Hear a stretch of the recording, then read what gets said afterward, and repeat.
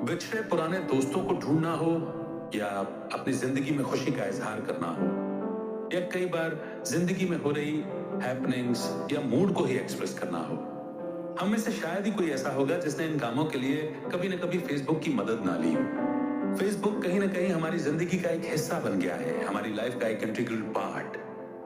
कुछ लोगों का कहना है कि फेसबुक अब उतना इंटरेस्टिंग नहीं रहा, लेकिन हम ये भी जानते हैं कि हर कुछ दिनों में मार्क ज़करबर्ग या फेसबुक कुछ ना कुछ ऐसा नया ला देते हैं कि फेसबुक में एक नई जान आ जाती है और फिर से फेसबुक सोशल मीडिया वेबसाइट्स में टॉप पर बना रहता है।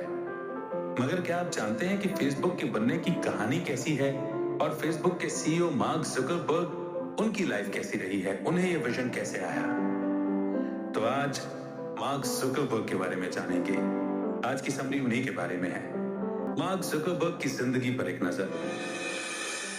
क्या आपने कभी सोचा है कि world famous take entrepreneur mark Zuckerberg के पास फेसबुक का $1 बिलियन आइडिया कैसे आया होगा? सिर्फ 2020 में फेसबुक का रेवेन्यू लगभग $86 बिलियन था। मार्केट में बहुत सारे नए सोशल मीडिया ऐप आने के बाद भी फेसबुक ने अब भी लगातार सबसे पॉपुलर सोशल मीडिया वेबसाइट का ताज बरकरार रखा है। फेसबुक हमारी ऑनलाइन पहचान बन गई है। इमेजिन कीजिए कि आपका बचपन का सपना हार्वर्ड जैसे नामी ग्रामी यूनिवर्सिटी में पढ़ने का था और आपका सपना सच हो जाता है। आप दुनिया की सबसे फेमस यूनिवर्सिटी में एक ऐसे सब्जेक्ट को पढ़ने के लिए जाते हैं जो हमेशा से आपका पैशन रहा है। फिर एक दिन एक ऐसी बात होती है जिससे आपको अपनी ड्रीम यूनिवर्सिटी को छोड़ना पड़ता है।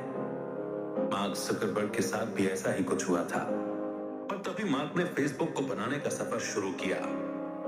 आज Harvard university drop out mark Zuckerberg Facebook के सीईओ और फाउंडर हैं और उनका नेटवर्थ $114 बिलियन है। एक यूनिवर्सिटी ड्रॉप आउट से एक टेक मैग्नेट बनने तक के उनके मजेदार सफर के बारे में जानने के लिए आगे बढ़िए या आगे सुनिए। उनकी शुरुआती जिंदगी।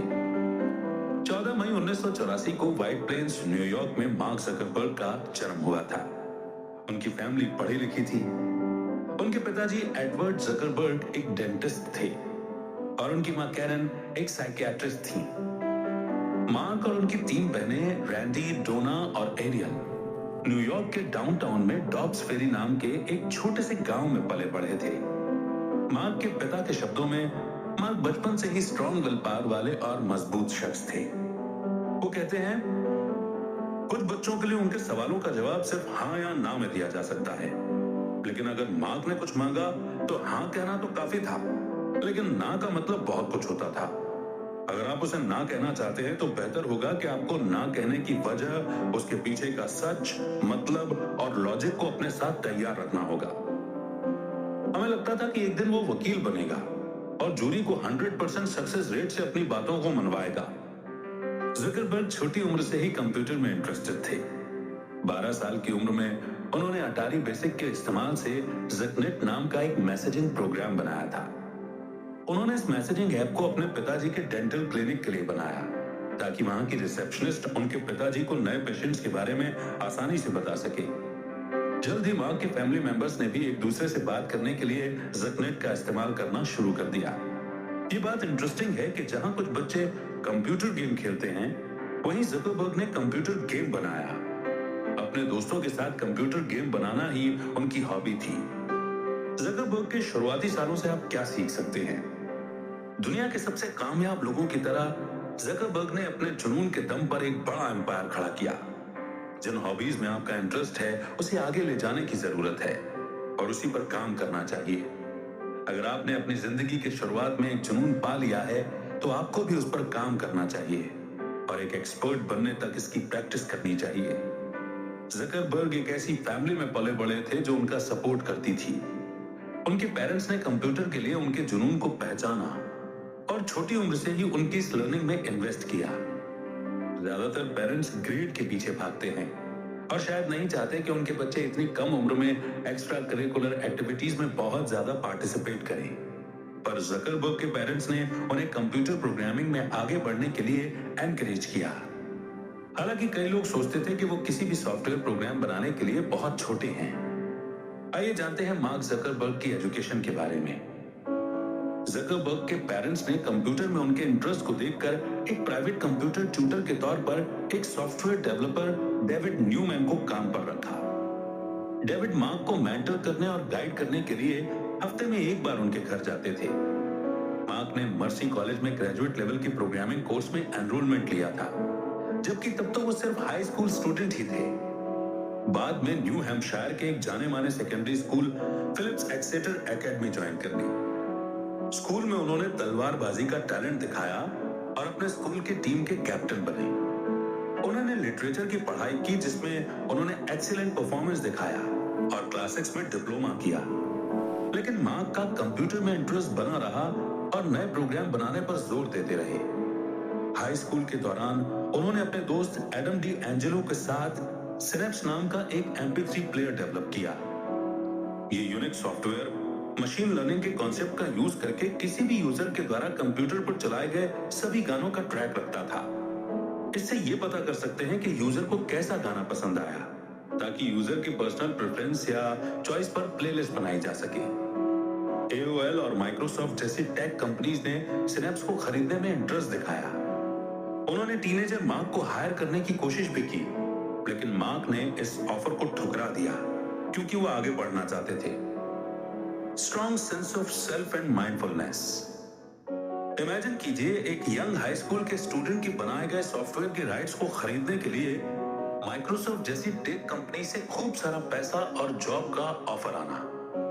कोई भी ऐसे मौके को नहीं गवाता, लेकिन जकरबर्ग ने इन ऑफर्स को ठुकरा दिया क्योंकि उन्होंने आगे पढ़ाई करने का सोच रखा था। जॉब ऑफर को लेने का मतलब होता कि वो कॉन्ट्रैक्ट से बंद जाते और अपने सॉफ्टवेयर के कॉपीराइट्स भी खो देते। उन्होंने इसके फायदे और नुकसान के बारे में सोचकर ही कॉलेज जाने का फैसला किया, ताकि वो एक इंसान के तौर पर आगे बढ़ सके और प्रोग्रामिंग को भी आगे बढ़ा सके। ये दिखाता है कि वो खुद को अच्छी तरह से जानते थे। उन्हें अपनी काबिलियत के बारे में पता था और वो ये जानते थे कि अपनी लाइफ में जो भी हासिल करना है वो किसी और के लिए काम करने से ज्यादा बेहतर है। इस लेवल के सेल्फ अवेयरनेस को सिर्फ माइंडफुलनेस से ही हासिल किया जा सकता है, जिसे आज के यूथ शायद ही कभी प्रैक्टिस करते हैं। हार्वर्ड के दिन जकरबर्ग ने 2002 में एक्सेटर से ग्रेजुएशन किया और फेमस हार्वर्ड यूनिवर्सिटी में एडमिशन लिया। इस वक्त तक उन्होंने एक जाने माने प्रोग्रामिंग एक्सपर्ट की रेपुटेशन हासिल कर ली थी। हार्वर्ड में उन्होंने साइकोलॉजी और कंप्यूटर साइंस की पढ़ाई की। अपने सेकेंड ईयर में सेमेस्टर की शुरुआत में स्टूडेंट्स को कोर्स चुनने में हेल्प करने के लिए कोर्स मैच नाम का एक सॉफ्टवेयर बनाया।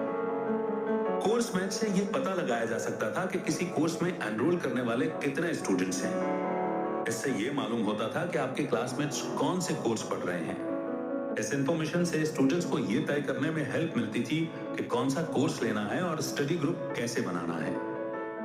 हार्वर्ड में पढ़ाई के दौरान जकरबर्ग की बनाई गई एक दूसरी वेबसाइट फेसमैश बहुत पॉपुलर हुई। ये वेबसाइट कंट्रोवर्शियल थी, जिसकी वजह से ही फेसबुक की शुरुआत हुई थी। फेसमैश एक ऐसी वेबसाइट थी जिसमें यूजर्स को हार्वर्ड के मेल या फीमेल स्टूडेंट्स की 2 फोटो दिखाई जाती थी, जिसमें से यूजर्स को वोट देना होता था कि उन दोनों में से कौन सा ज्यादा अट्रैक्टिव है। यूजर वोटिंग पर वेबसाइट ने सबसे हॉट स्टूडेंट्स की लिस्ट पोस्ट की। इसके लॉन्च होने के 1 हफ्ते बाद ये वेबसाइट कैंपस में तेजी से वायरल हो गई। इस वेबसाइट पर भारी ट्रैफिक की वजह से हार्वर्ड का नेटवर्क क्रैश हो गया। जल्दी ही यूनिवर्सिटी ने साइट को ब्लॉक कर दिया, क्योंकि स्टूडेंट्स ने शिकायत की थी कि उनकी प्राइवेसी कॉम्प्रोमाइज हुई थी और उनकी फोटोज को उनकी परमिशन के बिना ही फेसमैश पर डिस्प्ले किया गया। यूनिवर्सिटी के एडमिनिस्ट्रेटिव बोर्ड ने जकरबर्ग को स्टूडेंट की प्राइवेसी वायलेशन और कंप्यूटर सिक्योरिटी ब्रीचिंग का आरोप लगाया। उन्हें पब्लिकली माफी मांगनी पड़ी थी और उन्हें सख्त निगरानी में रखा गया। स्टूडेंट पेपर ने उनकी वेबसाइट को गलत और औरतों के खिलाफ बताया। उनके पिछले कामों की वजह से यूनिवर्सिटी के 3 साथी दिव्य नरेंद्र और जुड़वा कैमरमैन और टाइलर विंकलोविस को उनके साथ हार्वर्ड कनेक्शन नाम के एक सोशल नेटवर्किंग वेबसाइट पर काम करने के लिए कांटेक्ट किया गया। इस वेबसाइट का एम हार्वर्ड के स्टूडेंट्स के लिए एक डेटिंग साइट बनाना था, जहां वे दूसरे स्टूडेंट्स के फोटो और प्रोफाइल देख सके। जकरबर्ग ने शुरू में उनके प्रोजेक्ट में उनकी हेल्प की, लेकिन जल्द ही फेसबुक के अपने आइडिया पर काम करने के लिए उन्होंने इस ग्रुप को छोड़ दिया। कामयाबी रातों रात नहीं मिलती। हालांकि ऐसा लग सकता है कि जकरबर्ग लकी थे कि उनका कैजुअल प्रोजेक्ट अब $1 अरब की कंपनी में बदल गया, लेकिन ऐसा नहीं है। सच तो यह है कि जकरबर्ग बहुत छोटी उम्र से ही इस दिन की तैयारी कर रहे थे। उन्होंने प्रोग्रामिंग प्रोजेक्ट्स पर काफी फोकस और मजबूती से काम करना जारी रखा। अपने टीनेज के दिनों में जब लोग पार्टियों में जाते, तो जकरबर्ग ने प्रोग्रामिंग में ही अपना फोकस बनाया। उन्होंने साइकोलॉजी जैसे दूसरे सब्जेक्ट्स को भी पढ़ा, लेकिन वो कोडिंग, गेम और साइनैप्स, कोर्स मैच और फेस मैच जैसे सॉफ्टवेयर प्रोग्रामिंग की प्रैक्टिस करते रहे। फेसबुक का जन्म 19 साल की उम्र में जकरबर्ग ने अपने दोस्तों डस्टिन मॉस्कोविट्ज, क्रिस ह्यूज और एडवर्डो सेवरन के साथ द फेसबुक नाम का एक कामयाब वेबसाइट बनाया। इस वेबसाइट पर यूजर्स ने अपने प्रोफाइल बनाए, फोटो अपलोड किया और दूसरे यूजर्स के साथ चैट किया। उन दिनों फेसबुक सिर्फ हार्वर्ड के स्टूडेंट्स के लिए अवेलेबल था। जकरबर्ग और उनके दोस्तों ने जून 2004 तक हार्वर्ड यूनिवर्सिटी में अपनी डॉर्मेट्री से फेसबुक पर काम किया। जकरबर्ग ने फेसबुक के वायरल असर को तब पहचाना जब हार्वर्ड में आधे अंडर ग्रेजुएट्स ने इसके लॉन्च के पहले महीने के अंदर वेबसाइट पर रजिस्ट्रेशन किया। जल्द ही जकरबर्ग ने अपने शानदार आइडिया पर फुल टाइम करने के लिए कॉलेज छोड़ दिया और कैलिफोर्निया के पालो ऑल्टो में अपनी कंपनी का हेडक्वार्टर बनाया। फेसबुक यूजर्स तेजी से बढ़े और 2004 के आखिर तक फेसबुक पर 10 लाख यूजर्स रजिस्टर हो चुके थे। जकरबर्ग ने दूसरे आईवी लीग स्टूडेंट्स के लिए रजिस्ट्रेशन खोला और अगले ही साल एक venture capital firm Accel Partners ने इस बढ़ते नेटवर्क में $12.7 मिलियन का इन्वेस्टमेंट किया, जिससे फेसबुक को बहुत बढ़ावा मिला। शुरुआत में हार्वर्ड के स्टूडेंट्स के लिए खासकर बनाया गया फेसबुक जल्दी ही कैंपस से बाहर फैल गया। कुछ ही टाइम में दूसरे कॉलेजों, हाई स्कूल और इंटरनेशनल स्कूलों के स्टूडेंट्स को फेसबुक पर रजिस्ट्रेशन करने की परमिशन दी गई। 2005 के मई के आखिर तक रजिस्टर्ड यूजर्स के नंबर को 5.5 मिलियन तक बढ़ा दिया गया। बहुत सी कंपनियों ने इस पावरफुल वेबसाइट में अपने एड्स दिखाने में इंटरेस्ट दिखाया। याहू जैसी बड़ी कंपनीज और MTV नेटवर्क्स ने जकरबर्ग को बहुत सारा पैसा ऑफर किया, लेकिन वो इसे बेचना नहीं चाहते थे और वेबसाइट को एक्सपेंड पर फोकस करना चाहते थे। इसलिए मार्क ने सबके ऑफर ठुकरा दिए। उन्होंने अपनी कंपनी को डेवलपर्स के लिए खोल दिया, जिन्होंने साइट के फीचर्स को बढ़ाने का काम किया। फेसबुक इतनी जल्दी आगे बढ़ा जो बहुत ही हैरान कर देता है। 2006 के आखिर तक इसके 12 मिलियन यूजर्स थे और 2009 के आखिर तक आते आते फेसबुक यूजर्स की पॉपुलेशन 350 मिलियन हो गई थी। फेसबुक को 18 मई 2012 को पब्लिश किया गया। पब्लिक होने का मतलब है कि एक प्राइवेट कंपनी का इनिशियल पब्लिक ऑफर देकर पब्लिक में ट्रेड करने और ओनरशिप वाला बिजनेस बनना। पब्लिक होने के पीछे बिजनेस को बढ़ाने के लिए कैपिटल जुटाना था। फेसबुक के आईपीओ ने $16 बिलियन का एक बहुत बड़ा अमाउंट जुटाया, जो कि टेक इंडस्ट्री की हिस्ट्री में सबसे बड़ा आईपीओ था। इसकी वजह से जकरबर्ग ने रातों रात दुनिया के 29वें सबसे अमीर शख्स का दर्जा हासिल कर लिया। अगले ही दिन जकरबर्ग और उनकी यूनिवर्सिटी से उनकी गर्लफ्रेंड रही प्रिसिला चेन ने अचानक शादी कर ली। उन्होंने मेहमानों को बताया कि वे सिर्फ प्रिसिला के मेडिकल स्कूल से ग्रेजुएशन होने का सेलिब्रेशन करेंगे, लेकिन उन्होंने सबको हैरान कर दिया जब उन्होंने उस छोटे से फंक्शन में अपने दोस्तों और फैमिली के सामने शादी कर ली। बड़े सपने देखिए और लॉन्ग टर्म गोल्स बनाइए। मार्क जकरबर्ग को फेसबुक बेचने के लिए बहुत सारे पैसों का ऑफर दिया गया, लेकिन वो खुद की बनाई इस कंपनी के साथ खड़े रहे और इसे बेचने से इनकार कर दिया। उन्हें रातों रात जल्दी पैसा कमाने में कोई इंटरेस्ट नहीं था और उनके दिमाग में बड़े गोल्स थे जो उन्हें लॉन्ग टर्म फायदा देते। उन्होंने अपनी कंपनी को एक्सपैंड करने और इसे बड़ा और बेहतर बनाने पर फोकस रखने का फैसला किया और उन्होंने यही किया, जिससे हर गुजरते साल के साथ फेसबुक का रेवेन्यू सिर्फ बढ़ता ही गया। फेसबुक को उसके कॉम्पिटिटर से कौन सी बात अलग करती है? इस वेबसाइट की खास बात यह थी कि इसमें यूजर्स को अपनी असली पहचान और ऑथेंटिक ईमेल देना जरूरी था, ताकि यह पक्का हो सके कि किसी ने नकली आईडी नहीं बनाई है। जकरबर्ग सिर्फ यही चाहते थे कि लोग अपनी असलियत के साथ अपनी लाइफ को बाकी दुनिया के साथ शेयर करें। फेसबुक के कॉम्पिटिटर्स जैसे फ्रेंडस्टर और माइस्पेस, दूसरे सोशल नेटवर्क्स ने अपने यूजर्स प्रोफाइल सही है या नहीं उस पर ध्यान ही नहीं दिया। यूजर्स की आइडेंटिटी क्रिएटिव और मजेदार हो सकती है, लेकिन फेसबुक इस मायने में अलग था कि यूजर्स को अपनी असली पहचान और बैकग्राउंड शेयर करना जरूरी था। जुकरबर्ग ने कहा कि हम दुनिया में मौजूद सभी चीजों को मैप करने की कोशिश कर रहे हैं और कहते हैं कि दुनिया में भरोसा जिंदा है। मुझे लगता है कि इंसान के तौर पर हम अपनी दुनिया को आसपास के लोगों और रिश्तों के दम पर बांटकर देखने की कोशिश करते हैं। इसलिए हम सभी लोगों की मैपिंग कर रहे हैं जो रिश्तों में भरोसा करते हैं, जिसे आप बोलचाल की भाषा में अक्सर दोस्ती का नाम देते हैं। इस तरह ये एक अलग ही तरह का नेटवर्क था जिसने असली कनेक्शन को मैप किया और यूजर्स के बीच रियल फ्रेंडशिप और भरोसा बनाने के लिए जगह दी। जिस वक्त फेसबुक लॉन्च किया गया था उन दिनों इंटरनेट पर सबसे ज्यादा कॉम्पिटिटिव मार्केट था फ्लिकर, फोटोबकेट और बिकासा जैसी फोटो शेयरिंग वेबसाइट्स का, जो यूजर्स को हाई क्वालिटी फोटो शेयर करने का प्लेटफॉर्म देता था।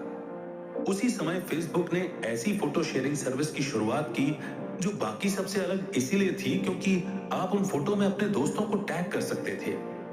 इस सिंपल से फीचर ने यूजर्स को अट्रैक्ट किया और जल्दी ही फेसबुक फोटो शेयरिंग इवेंट्स के लिए मेन प्लेटफॉर्म बन गया।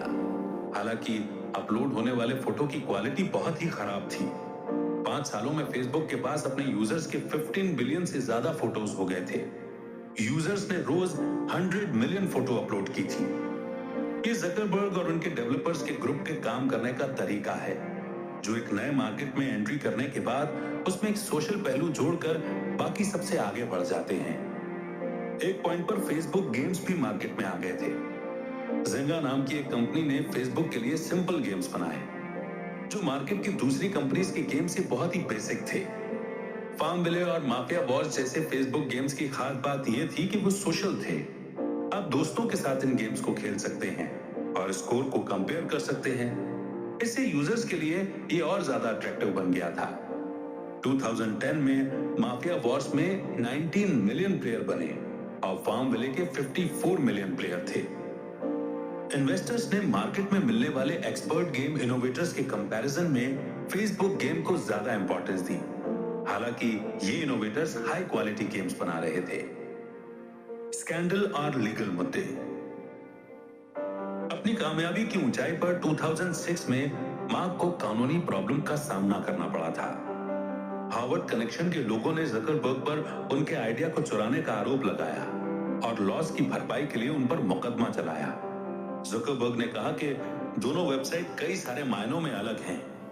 मुकदमे के दौरान कुछ कंट्रोवर्शियल मैसेजेस सामने आए थे जो कि ये साबित करता था कि जकरबर्ग ने दोनों साइट्स के बीच एक जैसी कॉमन बातें देखी होंगी और इसीलिए हार्वर्ड कनेक्शन के डेवलपमेंट में जानबूझकर देरी की ताकि पहले खुद के प्रोडक्ट को लॉन्च कर सके। द न्यू यॉर्कर के साथ अपने एक इंटरव्यू में जकरबर्ग ने लीक हुए मैसेज पर अफसोस जताया और कहा कि वो इस घटना के बाद से एक इंसान के तौर पर काफी मैच्योर हुए हैं। ओरिजिनली इसमें 65 मिलियन का सेटलमेंट तय किया गया, लेकिन ये कानूनी लड़ाई कई सालों तक चलती रही। उनके साथ कैम्ब्रिज एनालिटिका स्कैंडल भी हुआ। ये तब हुआ जब लाखों फेसबुक यूजर्स के पर्सनल डेटा को कैम्ब्रिज एनालिटिका नाम के कंसल्टेंसी फर्म ने बिना यूजर्स के परमिशन के इस्तेमाल किया। इस फर्म ने पॉलिटिकल एडवर्टाइजिंग के लिए डेटा का इस्तेमाल किया था। उन्होंने एक ऐप को यूज करके यूजर से सर्वे करवाया और डेटा कलेक्ट किया।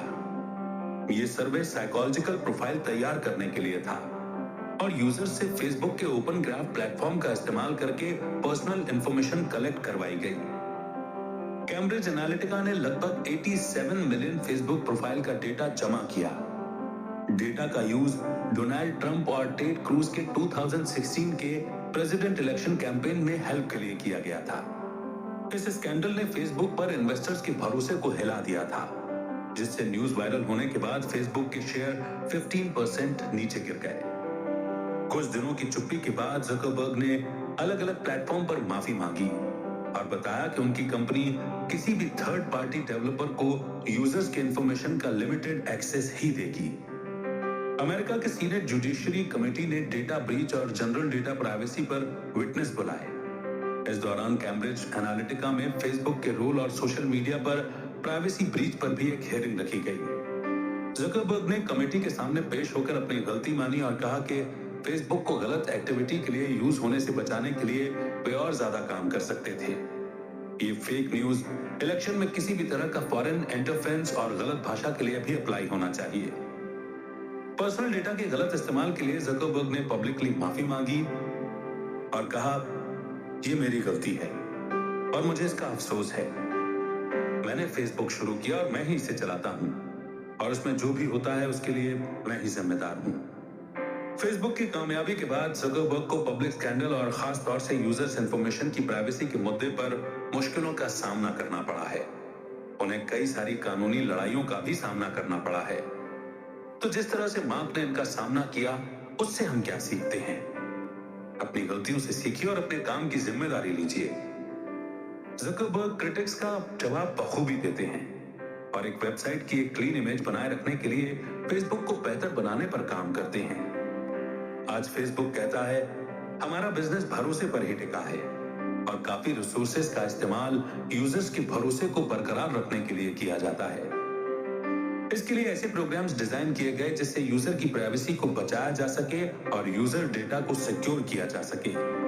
2018 की शुरुआत में जकरबर्ग ने अनाउंस किया कि इस साल उनका पर्सनल गोल है फेसबुक यूजर्स की सेफ्टी और उनके डेटा का किसी भी तरह का गलत इस्तेमाल और किसी भी देश या स्टेट का इंटरफेरेंस रोकना। उन्होंने अपने फेसबुक पेज पर लिखा, हम सभी गलतियों या मिसयूज को नहीं रोकेंगे, लेकिन अभी पॉलिसीज को इंप्लीमेंट करने और अपने टूल्स के गलत इस्तेमाल को रोकने में बहुत ज्यादा गलतियां करते हैं। उन्होंने एक्सप्लेन किया, अगर हम इस साल कामयाब रहे तो हम 2018 को एक बेहतर ढंग से पार कर सकेंगे। फेसबुक ने अपने कंपटीशन को कैसे हराया? फेसबुक एम्पायर का एक्सपेंशन।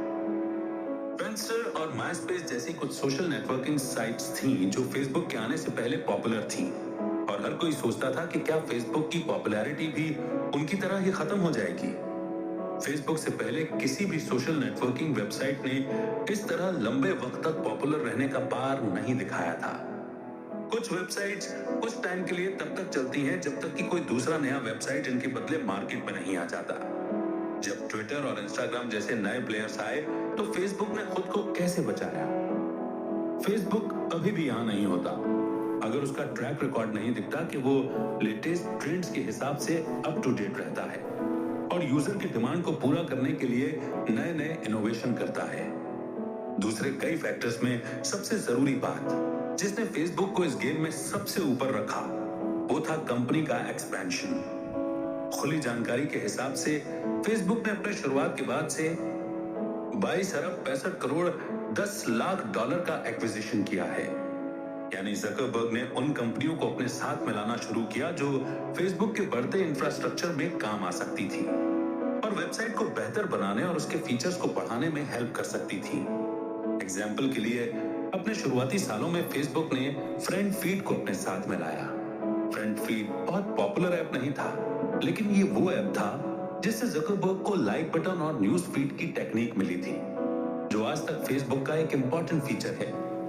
इसके अलावा उन्होंने गूगल के पुराने एम्प्लॉयज की एक बहुत ही एक्सपर्ट टीम का एक्विजिशन किया, जिन्होंने एडसेंस और जीमेल के पुराने वर्जन को बनाया था। इसी तरह 2010 में फेसबुक ने एक टैलेंटेड आईटी टीम को सिर्फ अपने साथ मिलाने के लिए चाय लैब्स नाम के एक और छोटी कंपनी खरीदी थी, जिसमें गोकुल राजाराम शामिल थे, जिन्हें गूगल एडसेंस के गॉडफादर के तौर पर जाना जाता है। इसने फेसबुक के एडवर्टाइजिंग रेवेन्यू स्ट्रक्चर को स्पीड दी, जिससे कंपनी को हर साल अरबों डॉलर मिलते हैं। फेसबुक ने अकेले 2020 में एडवर्टाइजिंग से 86 बिलियन अमेरिकी डॉलर कमाए। 2012 में फेसबुक ने अपने सबसे बड़े कॉम्पिटिटर इंस्टाग्राम को 1 अरब डॉलर में खरीदकर उसे पछाड़ा।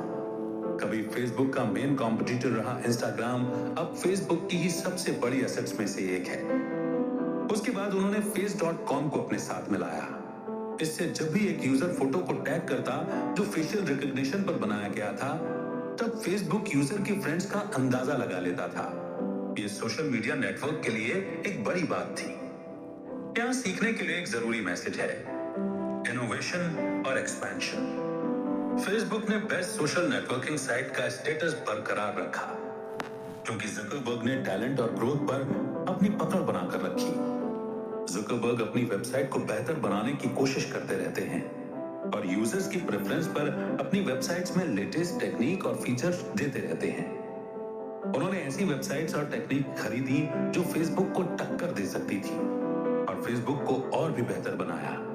फेसबुक की कामयाबी के पीछे खास वजह है ज़ुकरबर्ग की लगातार कोशिशें, जिससे वेबसाइट पर नए इनोवेशन और इंप्रूवमेंट होते रहे। साथ ही ये सिंपल और इजी टू यूज भी हैं। फेसबुक की एडवर्टाइजिंग, एक बार जब उन्होंने यूजर एक्सपीरियंस को ऑप्टिमाइज कर लिया तो फिर ज़ुकरबर्ग ने रेवेन्यू को बढ़ाने के लिए एडवर्टाइजिंग मॉडल को बढ़ाना शुरू कर दिया। एटलस एडवर्टाइजर स्वीट, जो माइक्रोसॉफ्ट कंपनी में डेवलप किया गया एक प्रोग्राम है, अब फेसबुक एडवर्टाइजर्स को उनके आरओआई को समझने में हेल्प करता है। फेसबुक ने एटलस एडवर्टाइजर स्वीट को $100 मिलियन में खरीदा। इसने फेसबुक मार्केटिंग को एडवांस बनाया। एडवर्टाइजर्स अब अपने आरओआई को कैलकुलेट कर सकते थे।